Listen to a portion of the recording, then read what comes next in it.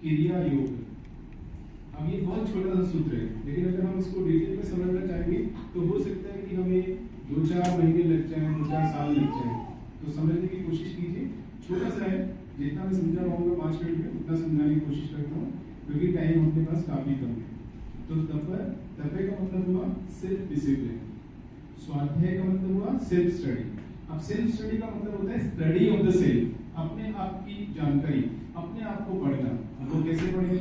आप लोग self study का मतलब समझते हैं कि बिना टीचर की जो पढ़ाई होती है उसको सेल्फ स्टडी बोलते हैं। ऐसा नहीं है सेल्फ स्टडी। सेल्फ स्टडी मतलब study of the self, how to know about one self from inside out, that is होता है स्वाध्याय।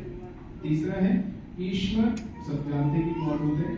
प्राणिधानानि। प्राणिधानानि का मतलब है सरेंडर, ईश्वर के सामने पूरी तरह से अपने आप को सरेंडर कर दें। क्रिया योग, क्रिया योग योगा ऑफ एक्शन। तो पतंजलि के अकॉर्डिंग जो क्रिया योग है, योगा ऑफ एक्शन है, उसमें तपय आ जाता है, स्वाध्याय आ जाता है, ईश्वर प्राणिधानानि आ जाता है। अब योग के 3 मार्ग बताए गए हैं, मेनली 3 मार्ग बताए गए योग के, कर्म योग, भक्ति योग और ज्ञान योग। कर्म योग का मतलब है कि आप कर्म करते रहिए और फल की इच्छा मत कीजिए। लेकिन हम आजकल तो बस कर्म ही तब करते हैं जब हमें पता लगे कि हाँ इससे ये मिलने वाला है, उसके बिना तो हम काम ही नहीं करना चाहते हैं। तो तपय, पतंजलि के अकॉर्डिंग तीनों योग इसमें आ गए हैं। तपय का मतलब होता है तपस्या, अपने आप को बर्न करके आप कुछ अचीव करने की कोशिश करें, अपने आप आपको मिलने वाला है। सेल्फ डिसिप्लिन, पूरी तरह से अपने आप को, सेल्फ डिसिप्लिन का मतलब हो गया mind, consciousness as well as body, तीनों के ऊपर आपका डिसिप्लिन होना चाहिए, दैट इज तपय। उसके बाद में आता है स्वाध्याय, अपने आप के बारे में पढ़ना कि मेरे अंदर क्या है, मेरी बोन्स कैसे काम कर रही है, मेरी मसल्स कैसे काम कर रही है,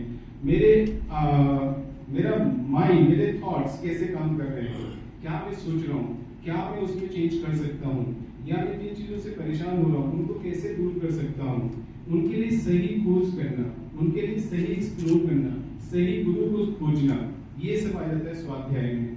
और तीसरा है ईश्वर प्राणिधानानि, दैट मींस पूरी तरह से ईश्वर के ऊपर छोड़ दीजिए, जो भी होने वाला है वो हो जाएगा। आज मुझे नहीं पता था कि ऐसा प्रोग्राम कुछ होगा, बहुत अच्छा हुआ है। कुछ प्रॉब्लम्स आती है, वो तो हर प्रोग्राम में आती है। हमारे साउंड वाले भैया ने थोड़ी सी ज्यादा प्रॉब्लम की, कोई बात नहीं, है ना, बट ठीक है, जैसा भी हुआ। मुझे एक्सपेक्टेड नहीं था कि इतना अच्छा प्रोग्राम अपना हो जाएगा। मैंने पूरी तरह से सब छोड़ दिया था, जो होगा ठीक है। हम जब भी कोई काम करने जाते हैं तो हमको लगता है कि हम ये काम कर रहे हैं। जैसे आप ये सोचते हैं कि हम ये काम कर रहे हैं, वहीं पे आपकी प्रॉब्लम्स आना शुरू हो जाती है। अकड़ता होते हुए काम करिए, जो भी आपको काम करना है ये सोचिए कि मेरे को काम दिया गया है, मैं अपनी तरफ से कर रहा हूँ, बट इसका फल क्या होने वाला है वो मुझे नहीं पता है। That is surrender to God, ईश्वर प्राणिधानानि, है ना।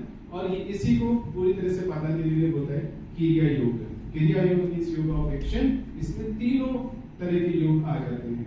तो एक छोटे से सूत्र में देखिए कितनी सारी बातें उन्होंने बता दी है, लेकिन जब हम इनको इम्प्लीमेंट करने जाएंगे, जब हम इनको अप्लाई करने जाएंगे अपनी जिंदगी में, तो बिल्कुल आसान नहीं होता है। और जो चीज आसान नहीं होती है हम उससे तो दूर भागते हैं, सबसे पहले हम उसी से दूर भागते हैं। तो कोशिश करिए इस तरह की चीजों के बारे में समझने की।